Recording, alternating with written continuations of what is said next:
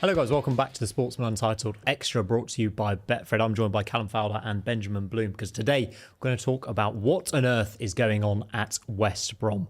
Obviously right now on the brink of the relegation zone, we will get to that, but where do we think these problems kind of all started, Ben? Relegation from the Premier League under Sam Allardyce in 2021 and didn't quite manage to get back with the parachute payments.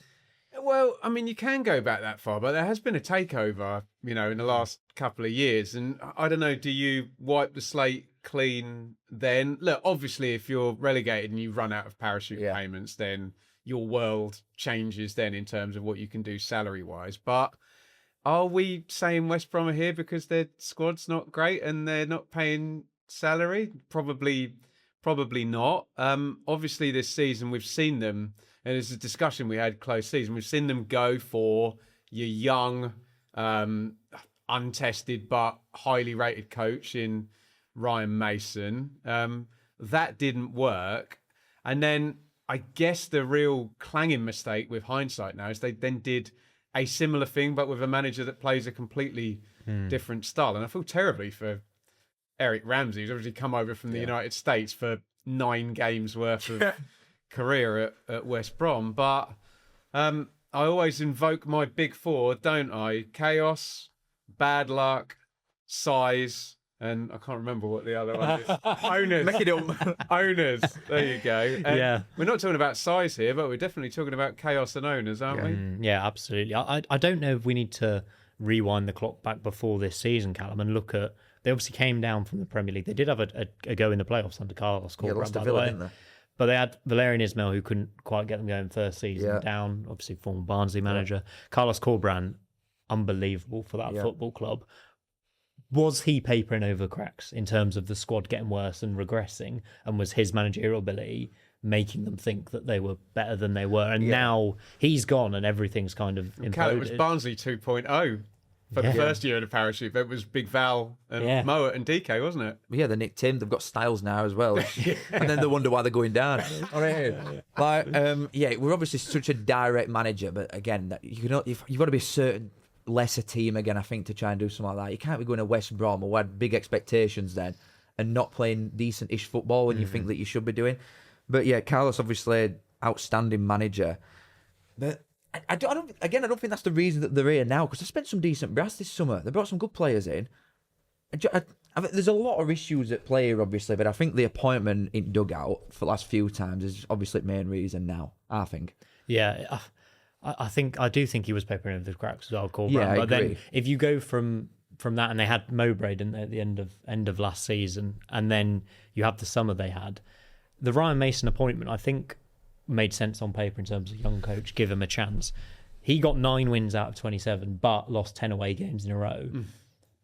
Where would West Brom be if they just left him to it, though? Can we have that conversation? Would they be in a far better place? Yeah, lost 10 away games in a row. Yeah, but he won home games, which they're not doing at the moment either. It can't be underestimated. You mentioned Corberán. Yeah. There's always huge trouble at football clubs when you go from a manager. We had it at Ipswich when Mick McCarthy went. When you go from a manager who sets up the team to be hard to beat and maybe drips the most out of players, and it's about the team shape and about that. When you then go to Ryan Mason, who tried to play more open with the same players, and I'm not saying that they're not capable. They signed defenders though, didn't they? They signed Mepham and Campbell at top end, and but Phillips and Hegebo as well. So I genuinely don't think we're here. This feels like a lack of sort of joined up thinking between owners and sporting directors and the style, and then making a comparison to the managers that are coming in and trying to fix the plane while it's in the air during the season has obviously not gone well. If you look at the outgoings this summer, though, I know we've talked about a few decent signs in Hegebo and the like, but they lost Tom Fellows, probably their best player last season. Yeah. They lost Furlong, Caleb Taylor to Millwall, and look what he's done there in terms of how good he's been.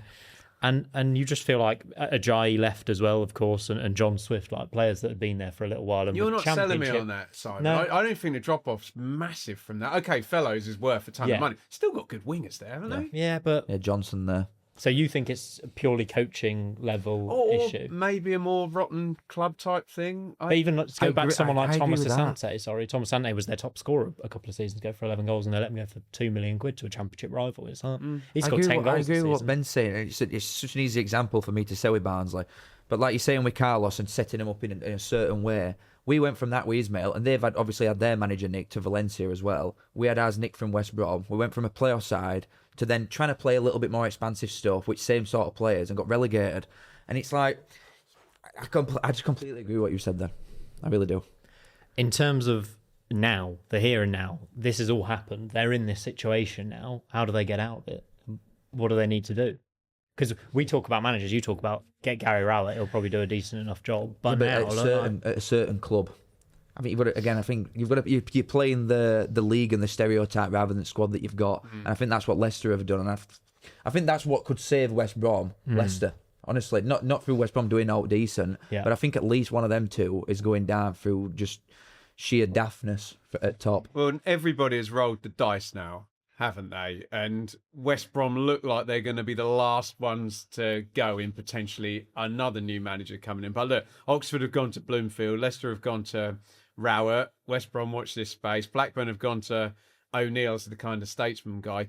Go figure. Portsmouth and Charlton, who haven't changed their managers, who have gone solid for a while under Nathan Jones and John Mousinho, are probably going to survive. And they both could have and all, especially on Pompey at certain points this year. Stability, right? So, did you hear the interview from James Morrison? Because it was almost like they've defended the players up till now, and we're seeing a lot of what I call kind of break glass in case of emergency. Wait, the last panic thing, you change the goalkeeper. That's the last panic thing managers do.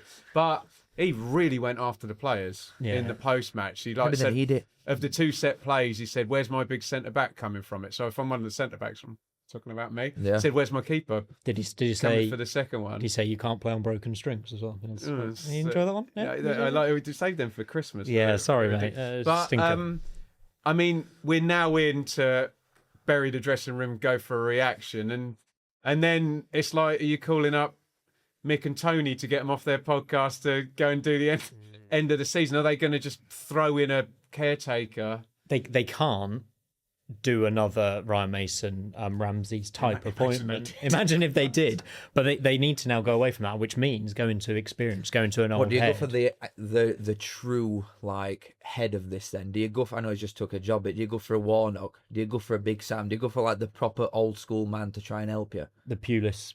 Someone that's going to actually just give him a rocket up arse, in it really. It's going to try and get some out of him. Not really coach them, but just lead. Yeah. Well, just give him a kick. I think so. By the way, people will snort at that, but do you remember when Warnock went into Huddersfield a couple of years ago? Yeah. And won like 5 out of 7 games. And just gave him a few days off, charisma, a bit of tweaking in game, and that was what it needed. But yeah, that's a nice magic wand if you can. It's not the long-term answer, is it? But no, but it's either that or go down. The short-term answer is don't get relegated. Yeah. I think their issue is we have seen improvement from those other teams we've seen roll the dice. In particular, Oxford. And I know we're talking after a win, but even their performances have got better under Bloomfield. Leicester had 2 decent performances under Rowett and then lost to a good Norwich team. Blackburn, we saw a couple of good performances. You do wonder with Blackburn whether that's a quick splurge and then that spike drops especially off, with the Northern Ireland playoff game coming up at the end of March, which is going to have massive, I think, implications on Blackburn's season. But West Brom are 3 points behind them, and that's not an indiscernible gap, is it, for a team that don't look like they can win any games. I also think they're running out of time to change it and have a manager who can make an impact. We're 11 games away now from the end of the season, Cal, which means they need to start getting wins on the board, otherwise they go down. So what do you do then? What do you do? You have to go and get. You get a Big Sam. Yeah. Is that the answer? Have we sussed it here? Can I just throw up? Does that percentage-wise give them the best chance of staying up? I think so. Simon, if this goes to the last game, they're staying up because they're away at Sheffield Wednesday. So there is an argument if they're just... Imagine if they lose there to go down. There's even more pressure going away to Wednesday. It'll still be on a minus by then. Okay, let me ask you a question, both of you. You're a Wednesday fan. Right now, do you take needing to beat Sheffield Wednesday on the last day to stay up? Because I think you do. Yeah, you have to. Yeah, if you are mathematically safe with a win at Wednesday That's on the what final I'm asking day, you. Yeah, I think you do take that because I think they could be in a lot worse position Well, there you go. than Yeah. that. And I don't know. What are their other fixtures towards the end of the season? There's an Ipswich in there. There's an Wrexham. Ipswich. In the last 5 games, they've got Millwall and Ipswich, who you expect to be up there. God. They go away to Preston. To be fair, I don't know how this has worked out. Their last... Oh, no, I thought they had last 3 games out. The next run, they do have 3 out of 5 at home. And let's be honest, they probably need to win. What if they win 3 home games? Is that West Southampton, Hull, and 3 playoff teams though at home? Southampton, Hull, and Wrexham. Yeah, it's true. 3 playoff But contenders. have they got it in them though to get this off the line? The quality's not there. We've seen that, but have they got it in them? Is playing like with Leicester? Is playing at home for West Brom an advantage or a disadvantage? I'd maybe lean towards disadvantage with the toxicity around the home crowd. They're all in a bad spot. I still, you say the quality's not there. I think it is. But you've got 35 games of evidence. They're not the 3rd worst squad in the league. Surely this is not the squad. I will die on this hill that Moa, we already mentioned, DK, Hegebo, Johnston. But would you say that's about Leicester as well?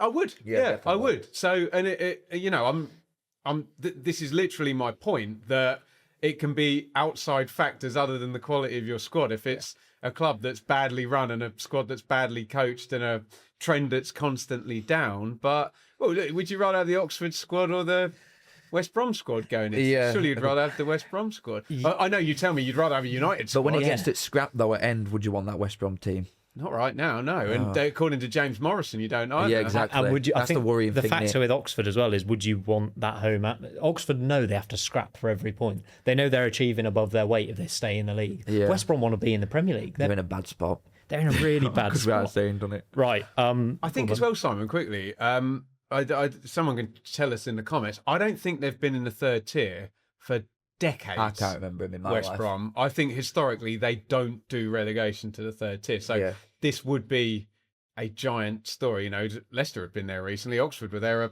couple of seasons ago. Yeah, and I think you said they were one of the biggest teams in the Championship, right? For now. Biggest, yeah. Well, you could have 3 of biggest going down. If West Brom, Leicester and Wednesday go down, that's got to be one of the strongest relegation threes ever. Yeah, and they've all had obviously disastrous... League One owners looking forward to those away next season. Right, should we do a big prediction and say what position do West Brom finish in with 11 games to go? They're 21st, 1 point above the drop. What do you reckon? 23rd. Oh!